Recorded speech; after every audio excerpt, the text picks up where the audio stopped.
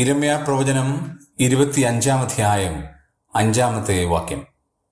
നിങ്ങൾ ഓരോരുത്തൻ താന്താന്റെ ദുർമാർഗവും ദുഷ്പ്രവർത്തികളും വിട്ടുതിരിയുവിൻ.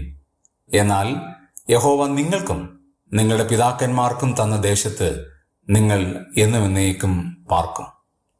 ഈ അരുളപ്പാട് ഇരമ്യാവിനുണ്ടായ പശ്ചാത്തലം 25-ാം അധ്യായം 1-ാം വചനത്തിൽ നമ്മൾ കാണുന്നു.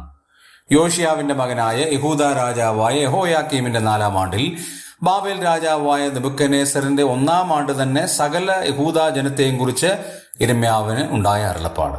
എല്ലാവരോടും പറയുന്ന ഒരു കാര്യം, നിങ്ങൾ ഓരോരുത്തൻ താന്താന്റെ ദുർമാർഗവും ദുഷ്പ്രവൃത്തികളും വിട്ടുതിരിയുവിൻ.